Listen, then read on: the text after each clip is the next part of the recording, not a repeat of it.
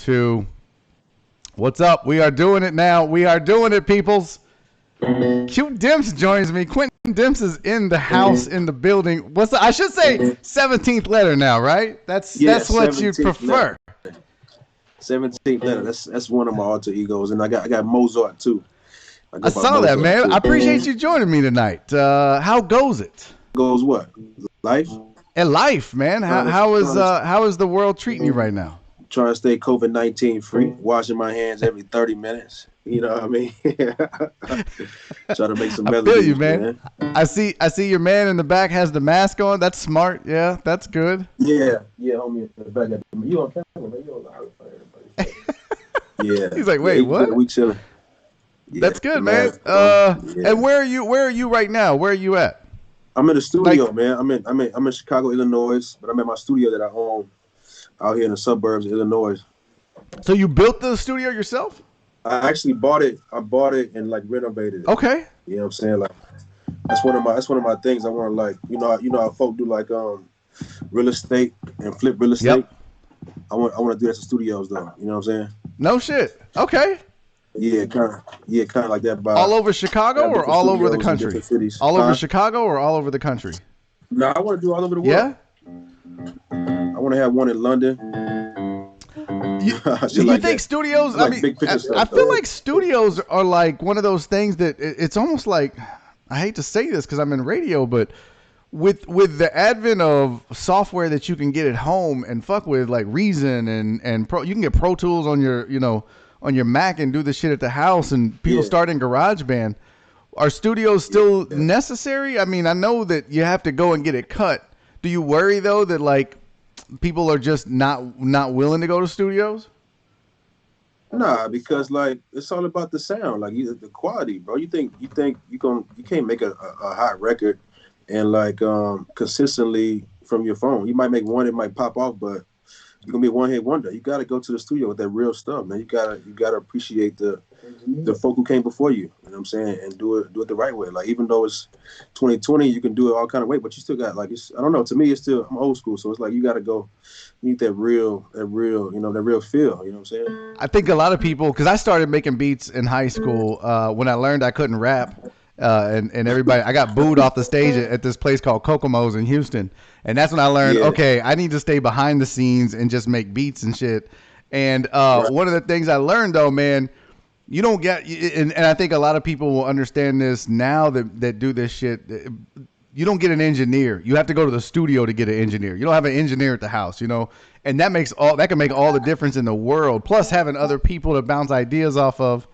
I'm with you. I think the studio, man, but I'm in love with vinyl and old school, so I'm with you. I think it's a necessary evil. These young cats today feel like, well, I got this, I got a 8 key keyboard and some shit on my laptop. I can make music, man. It's a lot more than that. No, that engineer's everything, man. That's the key piece to it all. You know what I'm saying? That engineer, somebody who can like, hear those sounds with a place to different instruments, stuff like that. So, I mean, that's huge. What's up with you? What's up with your comedy though? How's that coming along? Dude, man, it is well, until this COVID-19 shit, it was getting there, man. It was going well. I was starting to, you know how it is. It's like in anything. It's like in football. It's like in music. You have to pay your dues. You have to build up. I was working at like 9 or 10 different clubs in the South that all bumped me to headliner. So yeah, shit was working good, but COVID-19 has set me back, but that's okay. We'll get it figured out in the end. So, what before we went live, you said something I thought was interesting. You said I'm gonna work on some beats, which I think is awesome. You said you got to get better at it. What are you working on? Like, what are you trying to get better at? It's like my first time really trying beats. I've been like just like doing artist stuff, like doing lyrics and just what I'm saying, more voice stuff, instrument stuff like that. But as far as making beats, man, I feel like I'm at a place now in my artistry that I got to make everything from scratch, you know what I'm saying? So like, because I've been like doing the whole MP3. My homie has sent me an MP3, try to hit an MP3 and try to come up with some stuff. But I think I'm getting to the point now where I got to go from scratch with some, and really have some soul in my shit. Like, now, are you musically trained or do you do it all by ear?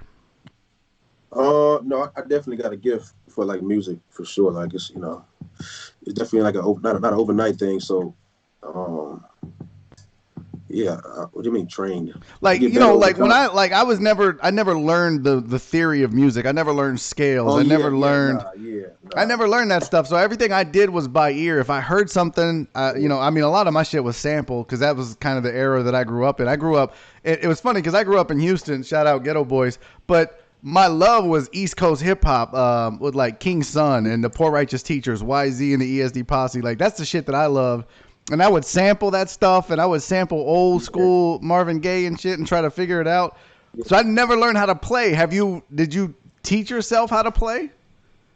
I'm learning right now. Like, I just pushed the buttons of what sound right. If it's, You know, if it sounds good, you know what? Unfortunately, last 15, 20 years of my life have been dedicated to something that you know what I mean. It takes my full attention. And right now, I don't like sitting in classrooms and learning all that shit, man. I just want to create. You know what I'm saying? I noticed that you had a tweet on your timeline. I think that you pinned it, but you basically said, "Look, I'm trying to find the tweet right now because I thought it's like perfectly Football was a worded." side hustle. Yes, football was something I Sorry, did on the yeah. side. That's a beautiful thing, man. Because I feel like that says, and you tell me what it says, but I feel like reading it that football didn't define you. It was something you did. Music is your Yeah, love, your passion, and what defines you. yeah. Like you know what they say when you come from the hood, right? You either sell drugs, play ball, or do music, right? And so, well, I was the only child, so I always would write, do music all the time. I just so happened to be fast too, fast as hell. You feel what I'm saying? Running home from pit bulls every night down the back alley. You know what I'm saying? So I began to excel in ball, but you have to put music down to focus on it, and to really go after something else that you was dreaming of doing too. You know what I'm saying? So that's why I call myself Mozart, just because like even with ball, I was known for being versatile. Like ain't many safeties return kicks. You know what I'm saying?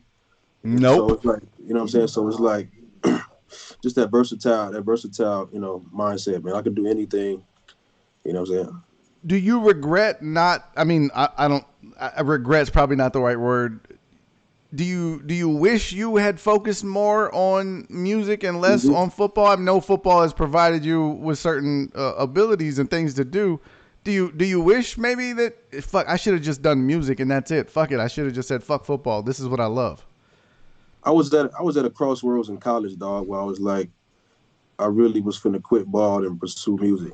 You know what I'm saying? But like, no, I think it played out well. I think it played out well. You know what I'm saying? Like, football definitely blessed me to like, to unbelievable places, some unbelievable things. You know what I'm saying? Like, it's definitely like, and that was just my journey. Like, I can't sit up here and say I wish it was anything different. Like, I think it played out the way it's got to play out. You know what I'm saying? Yeah, for sure. Yeah. By the way, I just wanted to tell you. So I got all this. I have a chat where people can ask questions and talk. And so if I interrupt or you see me looking around, it's not because I'm ignoring you. No, I'm that's checking good. out I'm Yeah, checking out that's the good. I chat, need trying to see what questions. people are up to. Um, John Parker said, "Q must be near the city. It's hazy as fuck in that room." Yeah, I saw the little tray. That's Oh, is it hazy in here? I'm sorry. I'm sorry. I'm sorry for my young peers who follow me. I do a little THC. I'm prescribed THC. you Okay, got I got that. a medical card and everything. You understand? Santos was like, "Yo, that dude was rolling a blunt. It's all medical, Santos. Don't worry about it. Don't." What are you working on right now in the studio? What do you? I mean, I've got football questions for you, but my first love was music too. That's So I'm crazy. I'm all Yeah, about talking music. What are you yeah. working on right now? Yo, and just a PSA, kids, if you're watching, you can't smoke anything till you make your first million. Okay? That's the rules. Where my lighter at? Damn it! Very.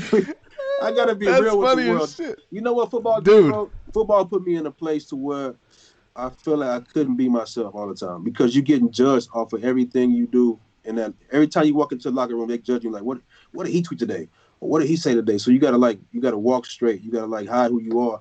So I feel like now that I'm retired, I really feel like I'm at a place where I can be myself, and it's a wonderful feeling. That's why like I don't even want to put ball in music. together. Like, I don't want anything to do with Yeah. football. You know what I'm saying? Now, do you rap? You know, I've listened to several of your songs. You mention it, and I noticed like for a while you didn't, and then you said that was something I did. I forget the exact lyric, but I heard you talking about ball was something I did. But when you say it like that, it means it's not what defined you. It was something you did, kind of like the tweet. It was football was something I did on the side. Are you trying to like push that away? Because I know for a while you were talking about you graduated from UTEP and there was they needed coaching and I think you were all about it. Is that ever anything that's crossed your mind, or are you like, no, I want to be able to be who I am? Because you can't be in the studio rolling blunts and making beats as a as a secondary coach at UTEP, right? Why not? Oh, really? Why not? I am prescribed. You understand? I need my medicine. Where everybody has, you go to the doctor, you get medicine. Okay, I went through everything I had to go through. Why can't I smoke? My DBs ain't gonna smoke. Okay, well, it's like you said though. You have media to answer to, and press and alumni. So how can you be yourself? Like, so I gotta smoke on the low. I gotta politic and smoke without, you know what I mean? Like, so to me, it's just like, bro, like if I was a coach, I want somebody who can be themselves. Like that's how that's how you become the best team. Like people who be themselves. Like, do you think you'd be a good coach? That's why the NFL is making weed like it is right now. Like eventually these guys are going to smoke. They know. The coaches smoke too. Damn it, you know what I mean? Like they know like, it ain't the end of the world. Like if you can handle it, be responsible, and do it right, then it's just weed. Like it's just smoke. I've always thought about it like this. Do you get upset if a coach drinks? Do you get upset if a player has 5 or 6 drinks after a game on the weekends or on a Saturday? No, you don't give a fuck. Right. So why would you care about something like that's legal in damn near half the country anyways? Yeah, that makes a lot of sense. But you know how it is, man. That's true. People are judgy, and people. I mean, I don't know. I'm sure that the football program will be fine with that. I wonder how much the school would be if you tried to try to do both. It probably wouldn't be a good look. You know what I mean? I probably wouldn't. That's probably why they didn't hire me. They probably did some research, like, oh, he smokes some weed. But like, I don't know. How long have you smoked? I grew up in that lifestyle, bro. Like, and I hate just saying I grew up in the hood because I've been around some real hoods, and everywhere got slums. You know what I'm saying? But like, I had a 14-year-old mother, dog. Like, I started smoking when I was young. You know what I'm saying? I had sex at 12. You know what I'm saying? Like, it's just that lifestyle we live, bro. Like, a lot of us live like that, No dad, the same old story, bro. You know what I mean? The same old story. So I put it down to pursue ball for sure. You know what I'm saying? I was locked in, like, I wasn't smoking nothing at one point. But 10 years playing pro, I got some stuff going on that I need some, you know what I'm saying? Some medicine for. So you think we'll ever get to the point where, I know the NFL needs to. You think we get to the point where they just say, fuck it, man, everybody smoke if you need to smoke? Because we know we know the benefits of it, especially for ball players with CTE, or the pain and the how it helps you cope with the day-to-day life of being an NFL player. You think that ever happens? Yeah. I don't know. I look at it like this. Think about guys like Snoop, Wiz Khalifa. People love them now. What they known for? Right? Willie Nelson. Snoop damn near he made a gospel. He made a gospel album. Like, bro, you got to be who you are. Like, you can't care about the judgments and stuff. That's just gonna come with everything you do. Like, it's always 50-50. Somebody gonna hate you, somebody gonna love you. Yeah. Same thing with being a comedian too. Like, it's 50-50, bro. Hit or miss. Yeah, you never get 100% of the crowd. You go up, you do a joke. If you can make 70% of the crowd laugh, then you're winning. And there's 30% that look at you like, man, fuck this dude. This dude ain't. I hate this dude. Why am I here right now? Let's talk. I do want to ask you some football questions, but I'm more fascinated with the music side of it, man, because like I said, I grew up. Before, I always wanted to be a comedian, but I also wanted to make music. That was always a love of mine and a passion of mine. How did you find yourself back into music after you quit football? Did you just say, fuck it, I'm going to do it? Just trying to put it down. Man, I ain't doing no music shit. I'm too old for it. Just fighting those, and I just can't let it go, dog. I just can't. It just won't go away. You know what I'm saying? I've tried to shake it so many times. Like, nah, I'm good. I don't want to do it. Nah, I'm good. I don't want to. I do something else. Go be a coach. Like, it's just too much of a passion for me. Did you write like when you were in the NFL? Would you write? Yes. Because So, I and know I would, I made songs in the league. Like every offseason, I would do like a song or two. You know what I'm saying? Mm-hmm. At one point, I was heavy on the Christian side. You know what I'm saying? Like when I was really living for God or whatever.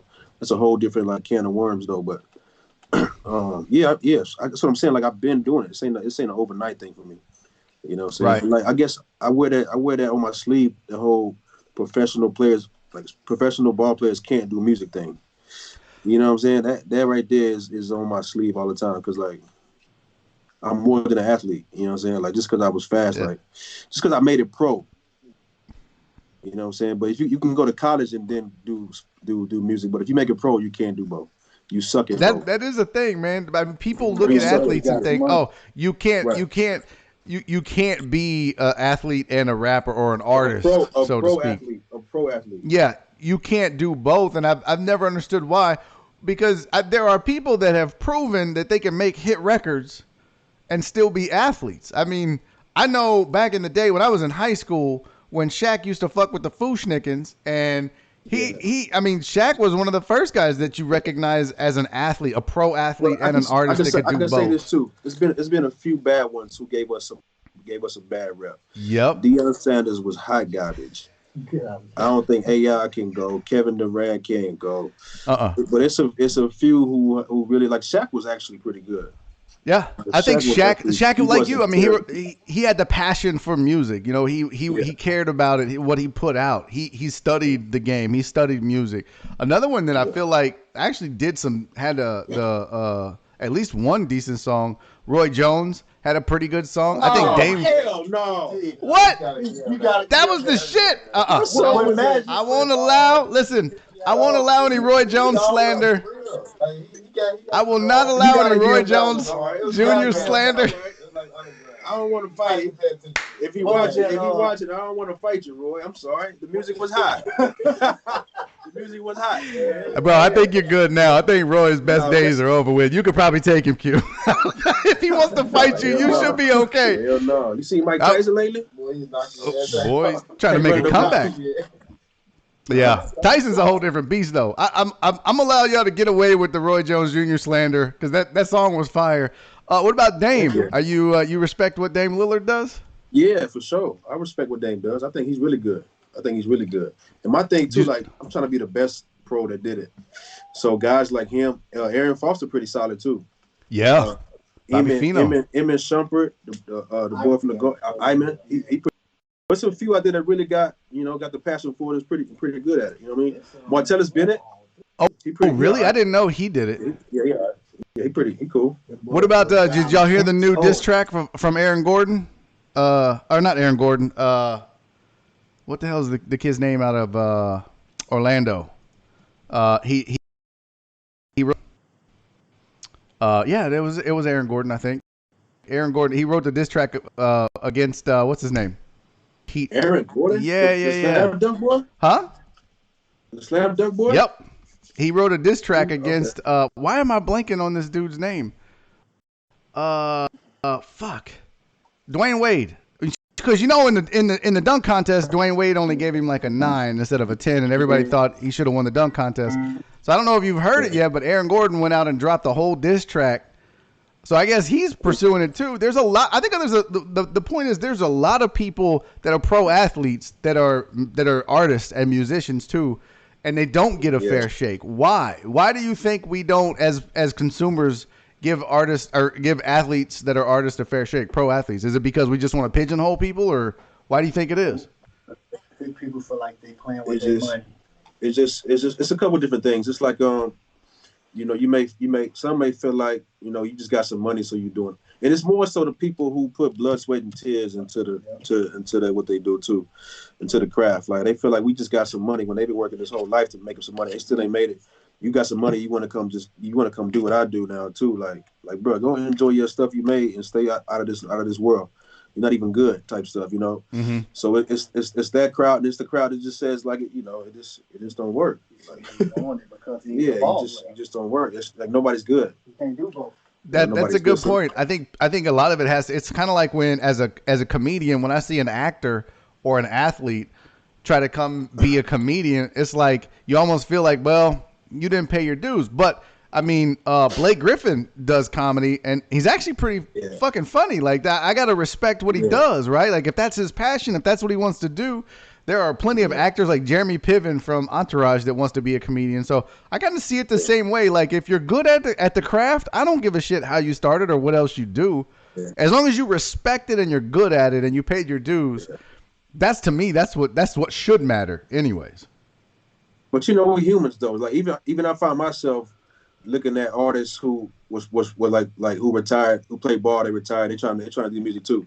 I'm like, man, no, that's me, man. I'm the only one that's good. I can know that. You know what I mean? Like it's just human nature. Like, man, you can't do it like me though. Like, you know what I mean? So stay competitive, like, you know what I mean? Who do you think is one of the best that's done it? I mean, because I tell you what, Arian Foster had a lot of success. Yeah. In post career. I think it's just all relative. Like, who you relate to the most. Like I think Arian's good.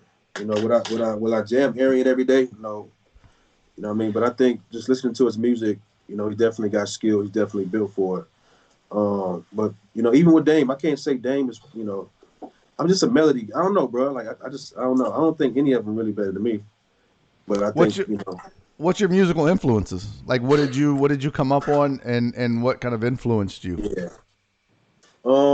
I came up on a little bit of everything, more so like Texas music. You know what I'm saying? Like, you know, just I don't know, bro. It's just weird. Like, but like now, like I would say, like my influences are like Young Thug, Future, like guys who just create. Travis Scott, like guys who just make music. You know what I'm saying? Like it ain't all about. It ain't too serious. You know what I'm saying? Just creation. Like to me, it's just painting a picture. Like to me, you know what I'm saying? So like it's just art to me, you know what I mean? So it's just like my way of expressing myself, my therapy, you know what I mean? So,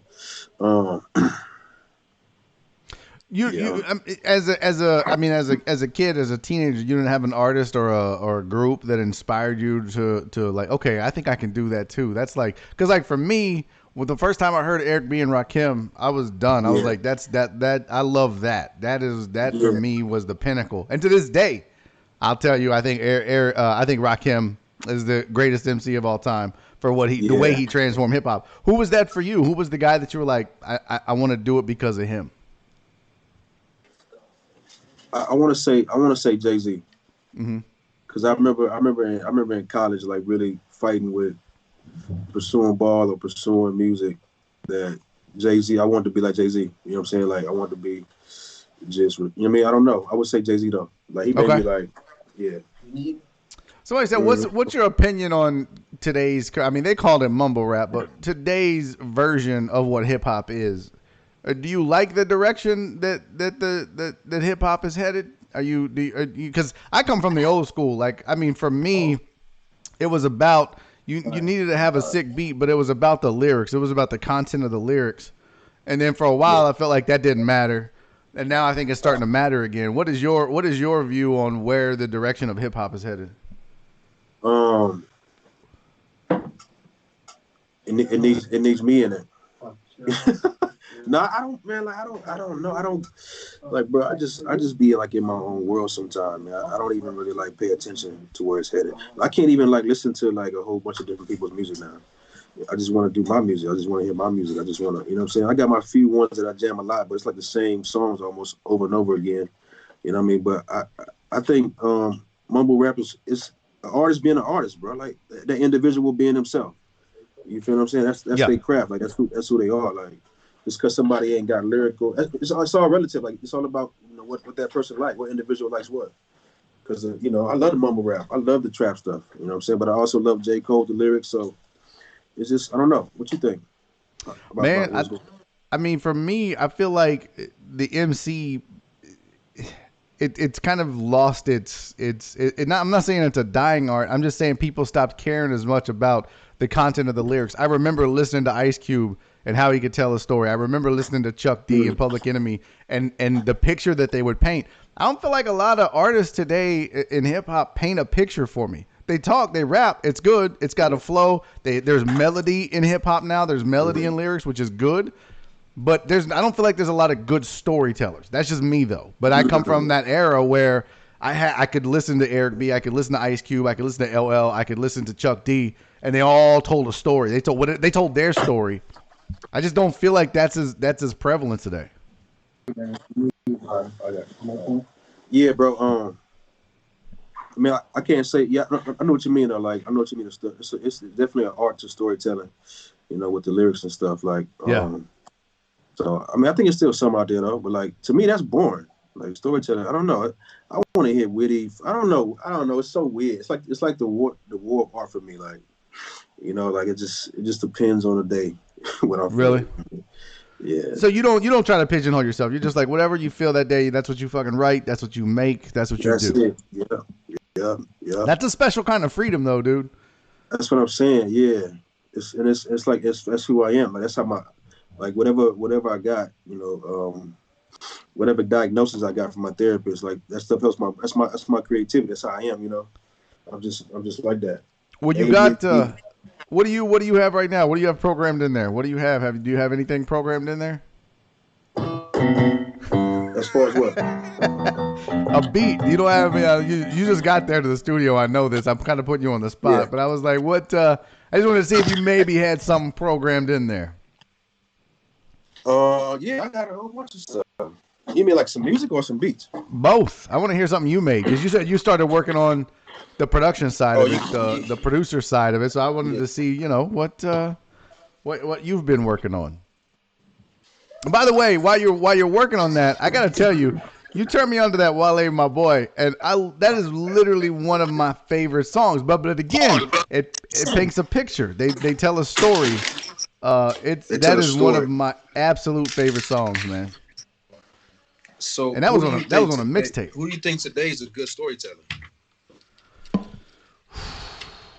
I think Eminem fell off, but he was back in the day. I don't think he has it anymore. Yeah, I think sadly, I think he was a good storyteller. I mean, Jay-Z obviously was a good storyteller. I really don't know that there's a lot of good. I think I take that back. Why am I? I'm what's his name out of L.A.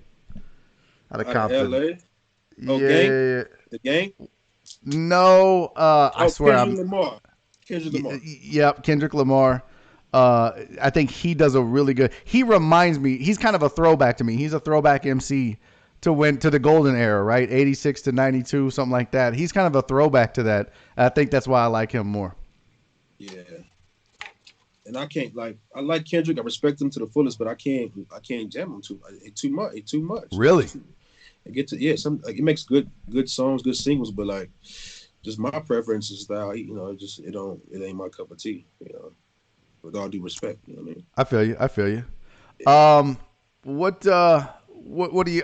Did you have something? I thought you were going to a different studio to play something. What you got? Oh, I can show you. No, this is my whole studio. I actually got. So this is a business, right? Right. I was going to show you the studio. So like. Yeah, I thought you were. Yeah. Oh shit. Okay. So this is part B though. This is part B. This is like the live room. Do you use a lot of live instruments? That's not something you see in hip hop a lot. Yeah. That's what I'm getting to. Again, like I've been able to do this full time for a little bit. You know what I'm saying? Not as much as what's up with this? You see that right there? You got to keep one of these in the studio, especially in Chicago. Shotty, right? Gotta have that shotty. This is like the little foyer or whatever. Okay. You know what I'm saying? And this is the big boy right here, part A. We actually got a client in here right now. Oh shit. Okay. So yeah, I got different engineers who have clients, you know what I mean, that give me a percentage of charging the clients to record them. So it's a business, you know what I'm saying? It's a business. So I didn't only bring the artist side to it, but the entrepreneur side to it too. So I'm definitely wrapped up in it. Like I'm everywhere music, because I want to do it for like 4 or 5 years and then get out the way and like invest in artists. Mm-hmm. You know what I'm saying, with a label and stuff like that. Oh, so you are you gonna start a label? Is that a goal? Yeah, everything's a label. 17 Entertainment is a label. Okay. Yeah, it's a label that owns its own studios.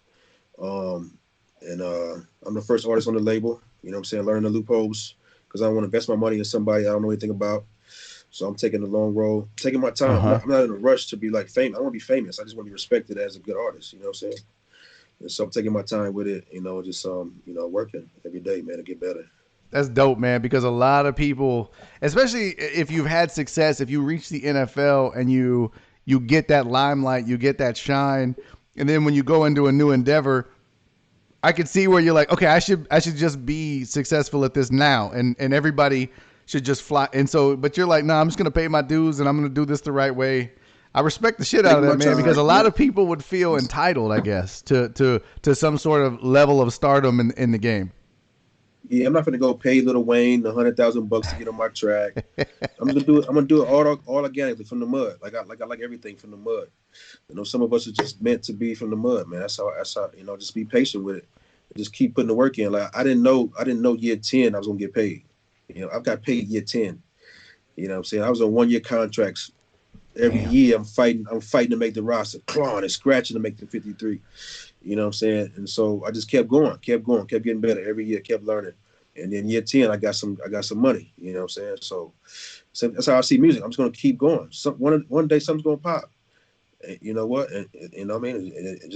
I told you so. I told y'all they heard it here first. Well, I'm sure you've talked about it a lot before now. Hugo had a question for you. He said, "Where does 17 come from? Where does 17th come from?" I mean, I think it's pretty obvious, but let me know. It's a great question, man. So like, my name is Quintin, right? Quintin or whatever, but everybody calls me Q. Yeah. Right. Instead of going by Q, I just go by the 17th letter of the alphabet. But you ain't got to say alphabet. Just 17th letter is Q. Like it's a 17th letter of the alphabet. So 17th letter of the alphabet is the Q, which is just like, that's my artist name, 17th letter. So just Q, you know, without saying Q. A different way on Q. Play on Q, you know what I'm saying? Yeah, I dig it.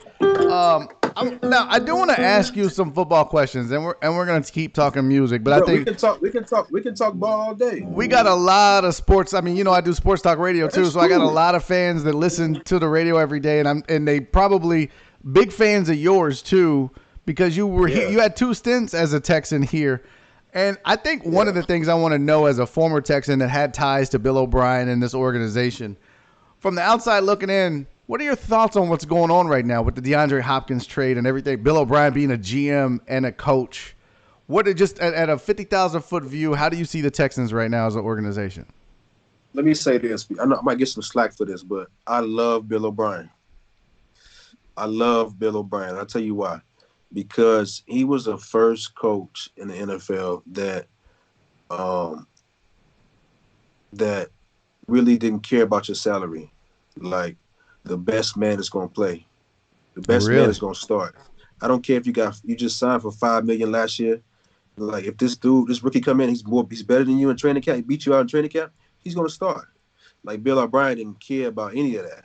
So I got a soft spot for him in my heart. I got there in August one year, mid-August, bro. End up starting the first game.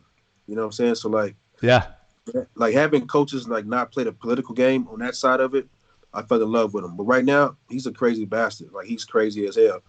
And I don't know what the whole hop thing was about. I think it's definitely ego. You know what I'm saying? Definitely ego, for sure. You think it's ego-driven? He didn't like the way. I mean, dude, it ain't about winning practice, right? The rumors are he didn't like the way D-Hop practiced. It ain't about winning practice. There are plenty of people that don't practice hard. You know this. Vets in the NFL, once you get to a certain level and you've established yourself, J.J. Watt ain't out there killing it at practice. He can't. He get hurt again, right? So you have to. That's a lie. That's a lie, Barry. That's a lie from the pit of hell. Really? No. Yes, the animals who are animals, they practice hard too. You think Larry Fitzgerald not going hard in practice? You crazy in your head. You think Earl Thomas, Eric Berry not going hard in practice? You crazy in your head. Okay. Like, these guys, they go hard. I mean, not like physically, like knocking somebody's head off, but technique wise, locked in. Like, you might take a day off here and there, but like, no, practice is where you gotta show, you gotta get some respect. Like, that's where you show you're the greatest at, bro. So, well, I mean, you think DeAndre Hopkins wasn't going hard at practice? Because to me, if you show up in the game, I don't give a shit what you do in practice. Like, if you produce like DeAndre Hopkins produced on the field, and you want to take a few days off a week and not go hard, I don't give a shit. As long as the production is there. Is that a sentiment that most ball players would feel, or do you judge another player regardless of how good they are based on how they practice? You got to think about like the team. You got to think about the young boys watching D-Hop.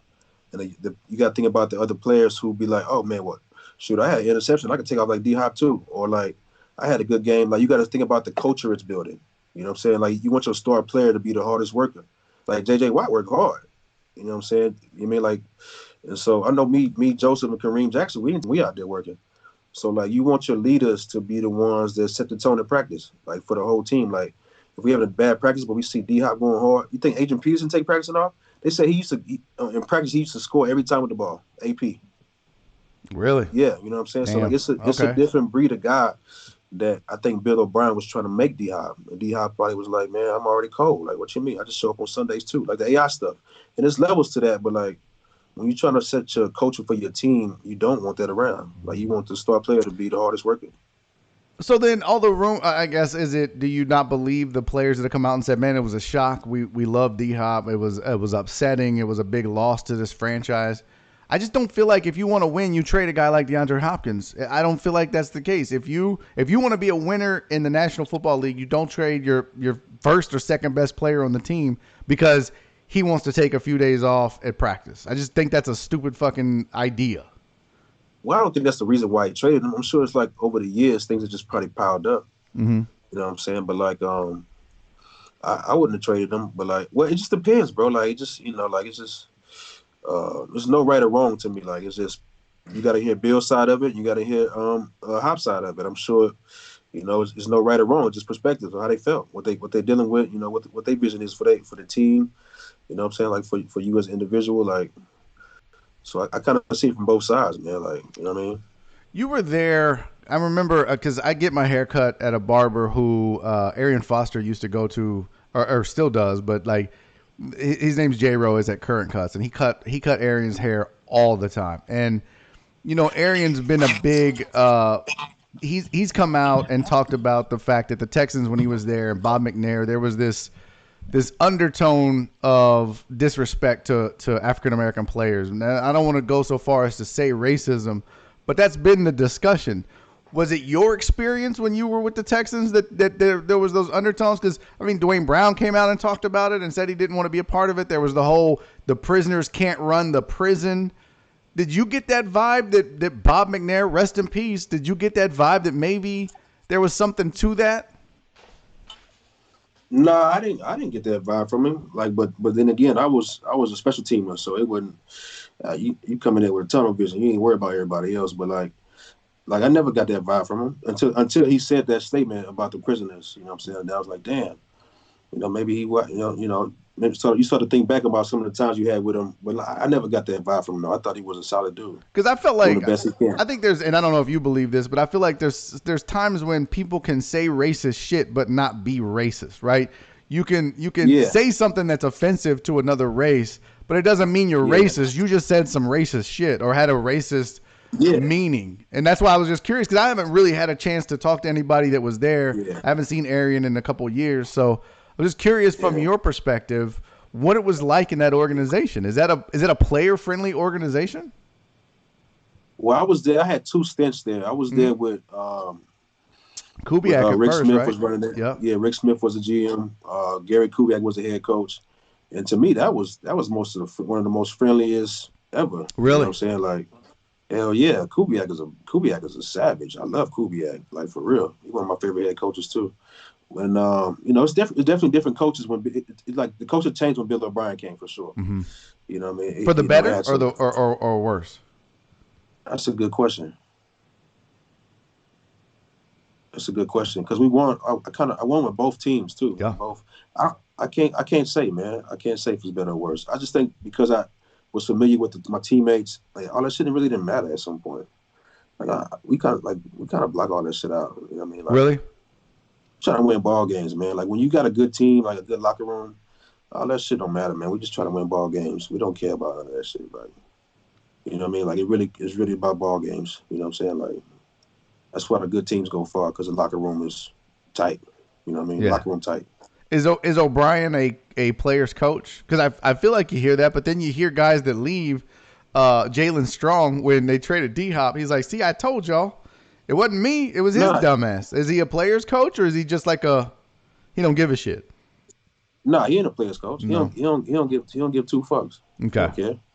He don't care. Which I respect too. Like you ain't got to be a player's coach to be one of the best coaches ever. Like it's a doggy dog world. That's what the business is. It's next man up. Everything. Like he cutthroat. He definitely cut. Do you have any regrets from your NFL career? Because you had a good NFL career, man. You had, like you said, you earned everything you got. You built up. You got the payday. You got the respect of your peers. Is there any regrets you have along the way? Yeah. So my biggest regret, bro, was probably I got drafted by the Eagles. I regret being so cocky. Really? Because they let go of Brian Dawkins my second year in free agency because I was supposed to be that guy, right? You know what I'm saying? I was that dude. I had a good-ass rookie year. I was showing speed. I was picking the playbook. And so my second year, I was supposed to be the starter in Philadelphia. I was penciled in. Everybody loved me and stuff like that. But, like, that preseason, bro, I was just so cocky. Like, I was just doing what I wanted on the field.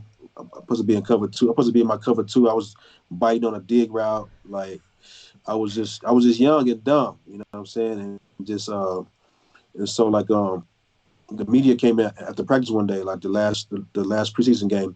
They're like, man, why are you playing? You're the only starter that's playing the last preseason game. And I went off, like, man, I don't know either. Oh, shit, I ain't got it. You know what I mean? But I hadn't earned anything. I didn't know any better. So, and ever since that day, man, Andy Reid cut me that next year. Like, It was just like, that's what my career kind of took a turbulence when I was too cocky. I didn't think I'd ever get cut, bro. Get cut, bro. And then, but you rebounded. I mean, you learned, you grew from it. We talked about you being an artist. Yeah. As an artist, I mean, I consider myself an artist from the standpoint of comedy. It's an art. It's just a different form. But you learn from those mistakes. And I've talked about them on these live chats with other artists that I've had on here. Yeah. And that's the sign of an artist, so it's funny that, we started off talking music, but we're talking football, but it's bleeding over into you just grow. That's all art is growth. That's it, bro. That's it. Every song you just try to get better. You know what I'm saying? Even with comedy too, every bar just try to get better. Every joke. Comedians are some of the best writers, bro. Like y'all are some of the best writers, bro. Like, cause you got to be witty. Like sometimes in music you can be like really personal, but like you got to be witty with writing like comics. You know what I'm saying? Being a comedian. Do you try to punch up your lyrics? Do you try to be like, okay, I'm gonna try to inject some humor into this shit or make it funny, or do you try to stick to like a motive? All right, I'm gonna be serious. I'm gonna be this. Yeah. No, it depends. It depends. It depends. I try to do both. I try to do everything. Like it just depends. Like if I write, I'm gonna be more like.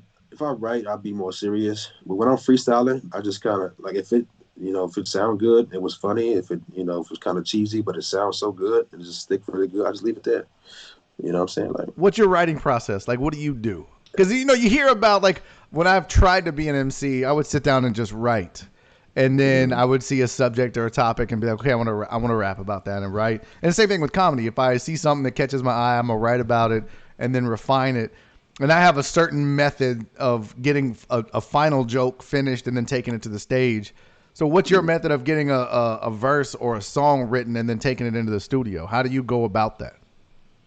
Man, I've been battling with that. Like that's been my battle too, just trying to find the one I like to do the most. So like it's like some songs I've written down before wrote them down out. But lately I've just been on this like freestyling, man. Like I just freestyle. Like I feel like it's a pocket I catch when I freestyle that I can't catch if I wrote it. You know what I'm saying?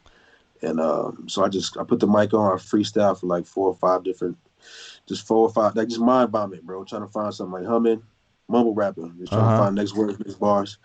And then sometimes I go back and write to it, sometimes I don't. So my style's kind of orthodox. It's kind of awkward. It's kind of weird. It just depends. Like I do both. I freestyle and I write. You know what I'm saying? It's just, you don't know. It's so funny because, dude, I mean, I'm not trying to make this about comedy, but it's the same way. It's like sometimes I'll have an idea. I have a very specific joke in mind and how I want to write it.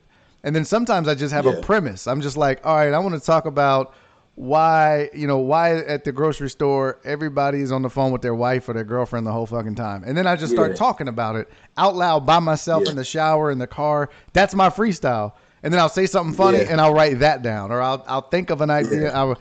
And it's so funny because it's the muse, right? You always hear as an artist about the muse. If I asked you where your lyrics come from, you'd be like, I don't really fucking know. They just pop in there and then I write it down. right? Is that you just wait on the Yeah, muse like and because if I no, ask you like, all right, so, where did you get the idea for the last song you wrote? What like yeah, lyric by lyric? Some of it is just it just yeah, comes to you, right? yeah. Some of it just comes to you, but like it definitely like definitely starts with a vibe, like. Mm-hmm. But I'm like that with words, like kind of like that, like you were talking about, like I'll be freestyling and like ask my producer or my engineer, give me a word, bro, give me a word to think about, like to trigger my mind and think about a story or something. You know what I mean? Like, so I like playing with words when I rhyme and stuff. Like if you ever see me tweet like different like routine, right? ROUTINE, right? I spelled it like ROUTEEN, like routine. So I'm trying to Mm-hmm. make double entendres, like I like playing with words. You know what I'm saying? Yeah. Yeah. So I don't know. I love So playing how with much? words. I know you're doing. You're starting to focus more lyrically. Have you? I mean, musically. Have you ever thought about? Because I bought a drum set, and it's an electric drum set. This is how much. So that's Hey, much. Now I don't know how to fucking play drums, but my whole life, I'm telling you, I've loved music my whole life, and I used to make beats for all my friends that rapped in high school. And there's a joke on my radio show about my rap name and all this, but I've loved music. But I bought these drums. Man, I don't know how to fucking play the drums, so I yeah, literally download YouTube videos and sit there and bruh, sound like a. That's it. That's how I that's learn. What do that's you do? crazy. Like you got to be something, or do you just like fuck it? I'm gonna figure this out until I Yeah, leave. I'm just gonna sit here at the keyboard. I just get put in the fire. I just just the fire. Just learn about us mistakes, like because it's my art. Like it's my art. Like you can't you know what I mean. Like it's my if you can't understand it, that's just on you. Like everybody can understand every picture Mona Lisa painted or every picture Picasso painted, but he did. Yeah, You know. no doubt. So We've got another football question for you. Somebody want to know who's the toughest receiver you ever defended? uh, who gave us the most fits? Oh man.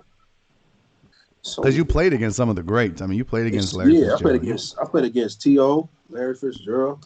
Calvin Uh, Johnson, I think, was still around, right? When you played, I want to say Calvin he was the Johnson. toughest. Mm-hmm. He's Yeah. probably one of the toughest I played. Physically or just routes? I mean, like just all of it, just complete package, best receiver? Yeah, because everybody knows the game plan.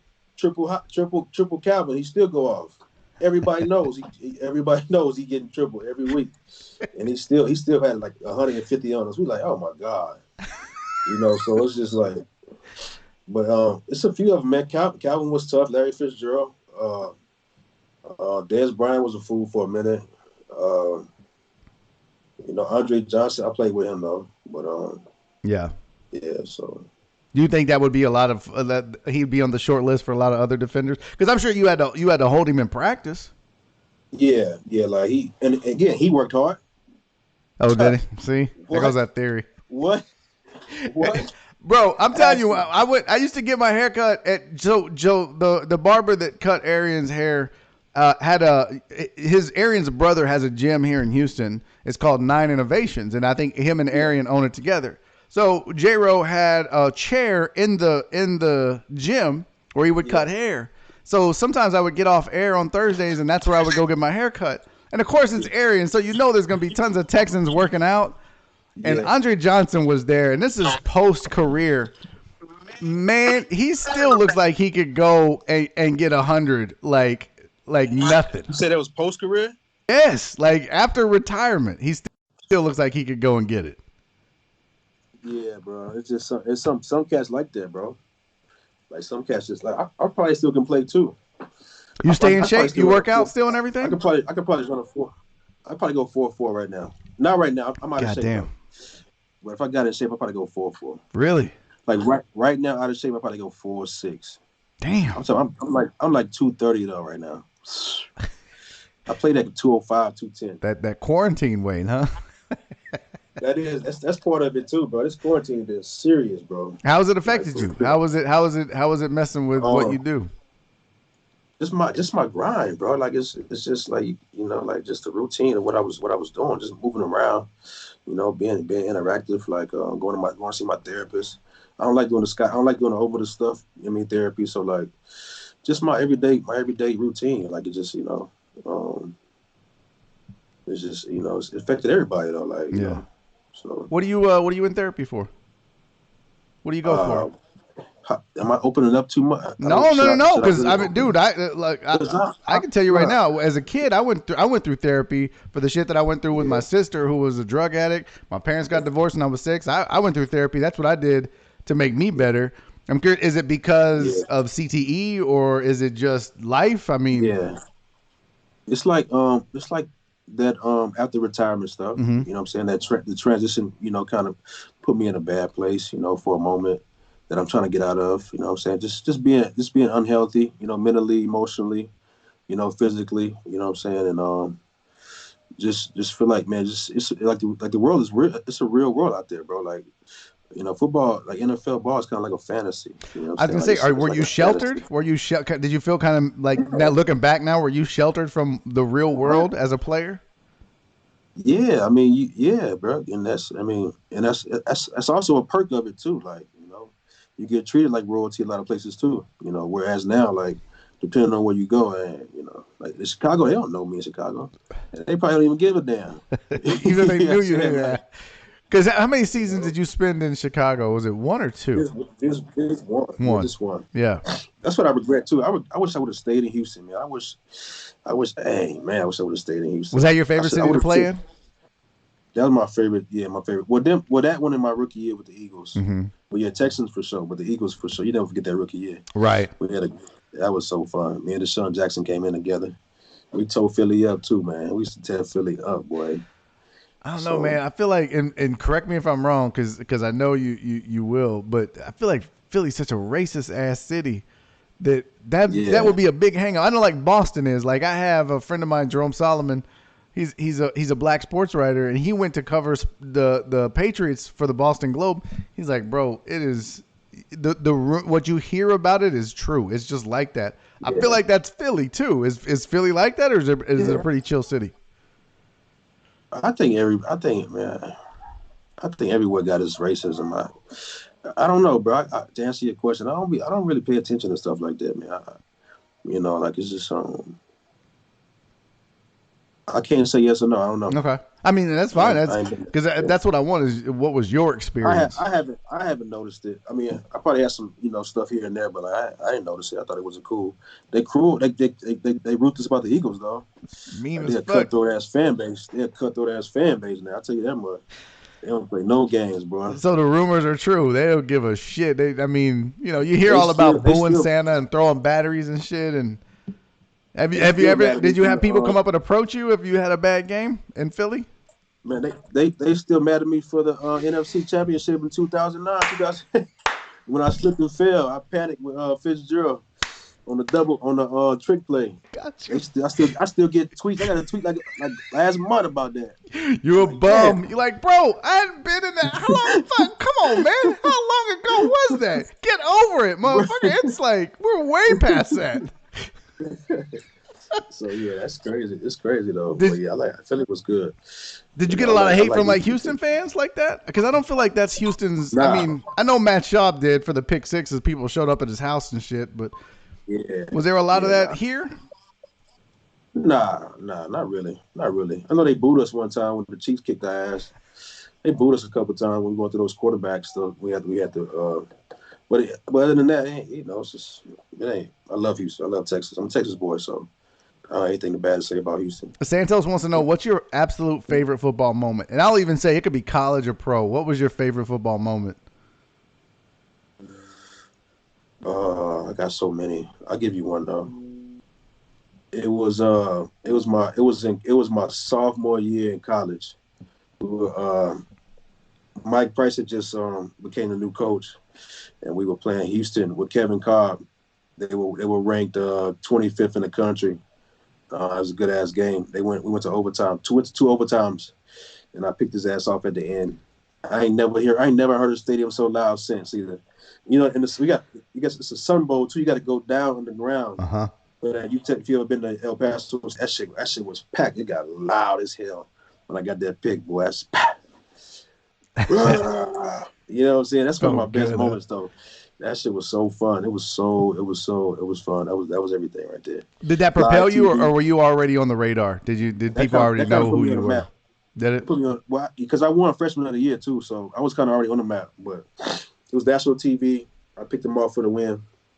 I swear, I don't remember that play, but I think I remember that game because I remember U of Yeah, H. I remember thinking, UTEP?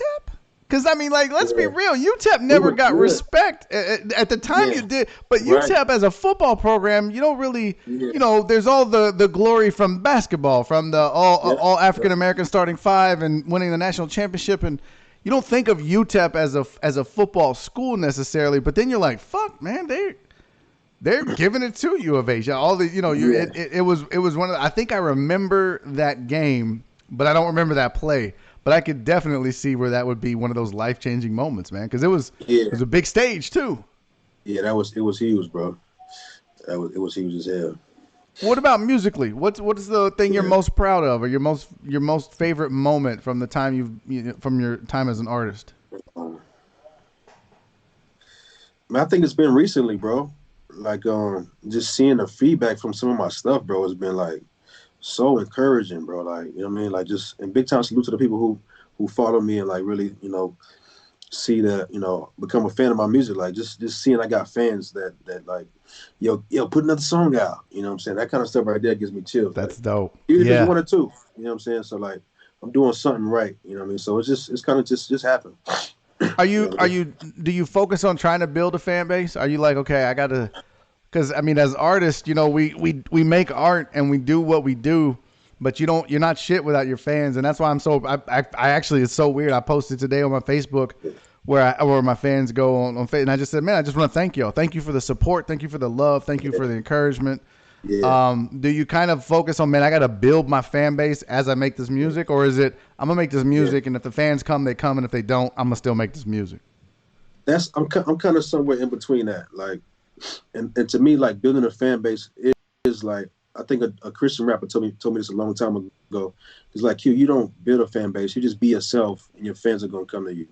Like, you know what I'm saying? You got to just be yourself with your music, and people who like it will flock to you. So, and I'm not really good at like the whole building a fan. It's just, you know what I mean? I don't know, it's just hard for me to really be on live Instagram all the time. You know what I mean? Like, it's difficult for me to like do all that stuff for some reason. That's kind of Because I'm weird. introverted as hell sometimes, but I like conversation too. That You is know what I'm saying? weird So, because I mean, I guess the perception is, well, you were an NFL ball player. You achieved yeah, a good amount of success doing it. You had big moments. You played in big games. You played on good teams. I think a lot of people look at you and assume, well, he's a celebrity. He knows how to, talk to fans, be with fans, deal with fans. And then you're saying it's kind yeah, of the opposite. You're an introvert, and even though you yeah. were in the limelight, it's not like you craved the limelight. Right, right. Like I definitely wasn't the one that wanted the spotlight. You know what I mean? Like I definitely I mean, I wanted to spotlight money wise, big contract, but I never wanted the whole, you know what I mean. But yeah, like right now, it's just hard for me to like to put that aspect of the game in, that whole being interactive, going live every 5 minutes, showing them what you eat. I'm more so just want to make music and get respected for, you know what I'm saying? Like, Dude, I was kind of like that. I'm more like, I'm doing these live chats now, but this is something I want to do. Like when you asked me, you were like, "What can we yeah, do?" I was like, "Bro, there's no rules. This is yeah, like you and me doing this is how I want to do it." And so it was like, and I'm so fortunate that the fans that show up and watch and listen and enjoy it. But at the end of the day, I was like, I'm doing this for me. I want to talk to people I find interesting, that I want to fuck with. That, I yeah, mean, I curse, I drink. You were like, can I yeah, smoke? I was like, smoke, bro. We can talk yeah, rap the whole time. I don't give a fuck. yeah, Like this is just yeah. about it's That's beautiful, dog. I want to do it because it's interesting to me, and I hope people enjoy it too. But if we had nobody in this chat, I would still want to do this chat. I really would. Yeah, If no one me watched too. it, I wouldn't Me give a too. shit because I like interesting people. I love conversation too, because I'm trying to get these things out about me. You know what I'm saying? I want people to know like these, like this is like I've just now found out who I am, and I'm really tapped into. I'm a creative ass dude, creative as hell. You know what I'm saying? Like, a lot of us are who make it because we got to figure out ways to make it. I got to figure out a way when I was 14 how to eat tonight. I don't know. Like it's just I don't want to go too much off a random, but yeah, man, just just so unique, be my unique self. Mm-hmm. I think that's dope what you're doing too, bro. Like, and if you do it like that, you can do it your way. Like you said, smoke, drink, whatever. We're gonna do whatever we want to do. Yeah. You know, if ESPN was here, you probably couldn't cuss, could you? No, fuck no. Exactly. It's so hard to. I gotta turn it off because I naturally just curse a lot, and I'm like, damn. At 1 o'clock when the light goes out, I'm like, okay, I have to catch myself mid sentence sometimes because if I get passionate about something, that's when I curse because that's just my natural language. So man, I really have to watch it, and I'm like, well, I can't be me. I can't be 100% me. I could be 90% me on the radio, but I can't be 100. I can be 100% me on stage, and I can be 100% me on these chats. Yeah. But yeah, it's a limit, you know? It's kind of like in football. Yeah.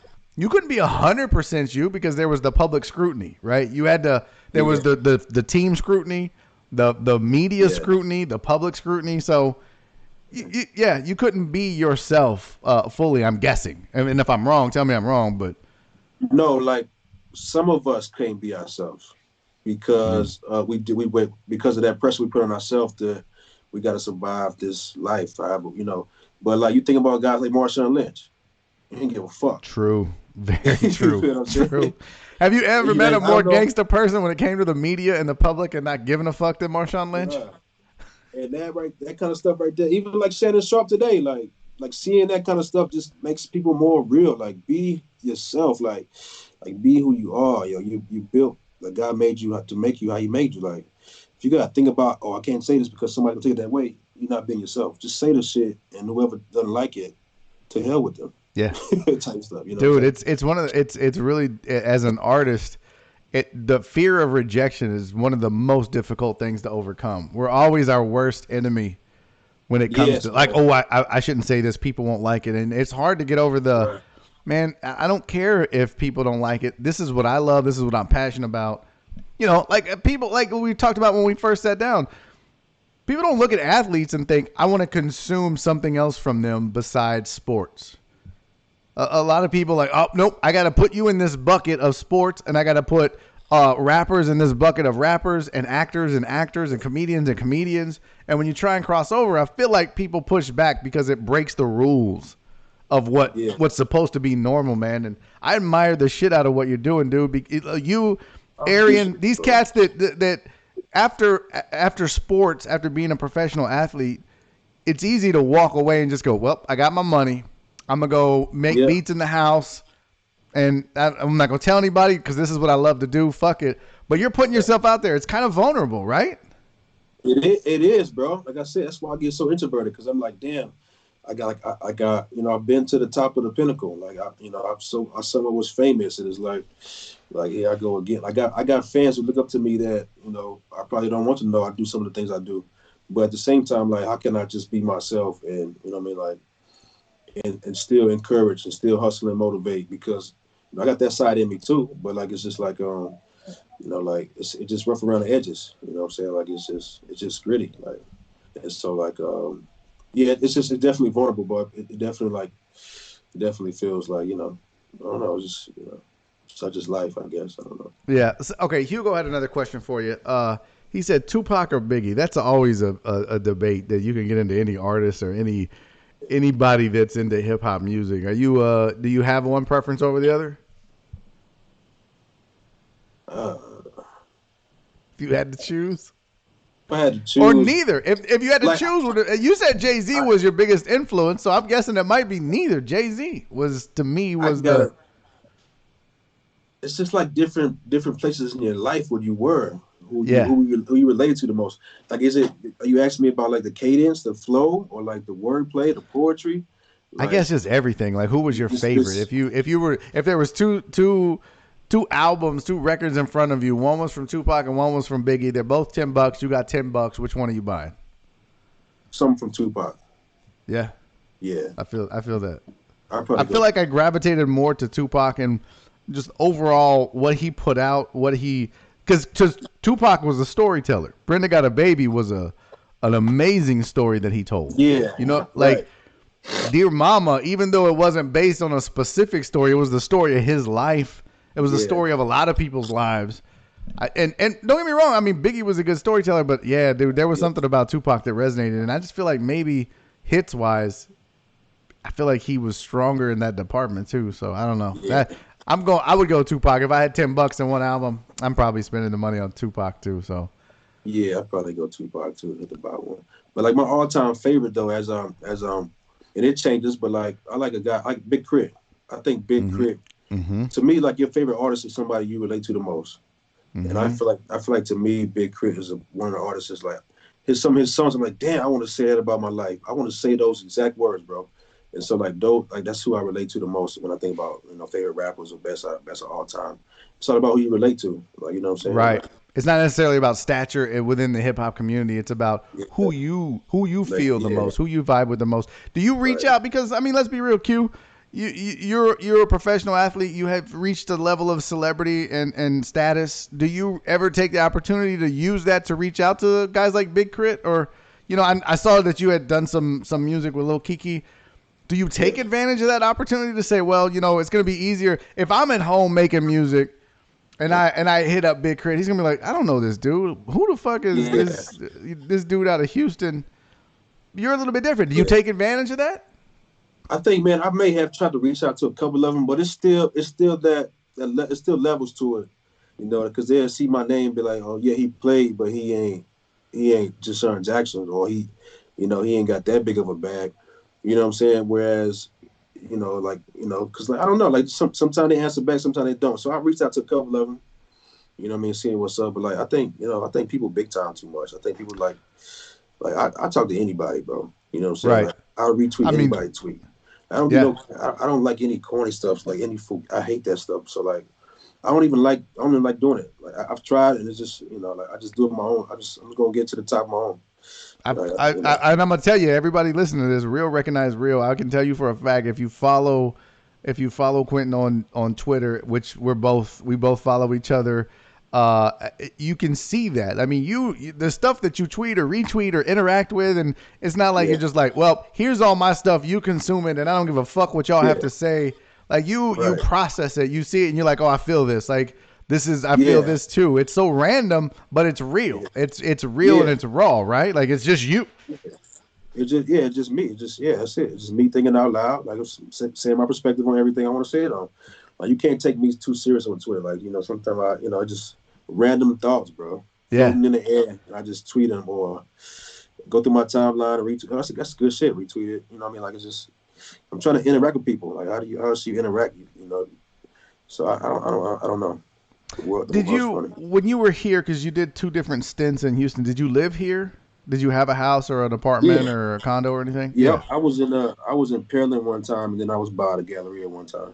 Did you ever reach out to anybody in the hip hop community here and try to? I know you did the song with Lil Kiki, but did you try to ingrain yourself into the community here as well? Yeah, I was more on the crowd though, bro. Like I was a devoted Christian for a while. I'm not as devoted as I once was, but so more so Christian rappers. Like I'm sorry, bro. Like Bizzle, dude named Von Juan. I had a label too. I got so many stories, bro. But to answer your question, like more on the Christian side though. Like Bizzle, Von Juan, Gifted the Flamethrower. I was more on the Christian side. So you had a Christian label here in Houston. Yeah, I started. But you can't devote time to music and ball. One of them gonna take a back seat, so it didn't work out. It's my 3rd stint with having a label, bro. Really? This ain't overnight for me. You know what I'm saying? I'm just now being able to devote my time to it all the way.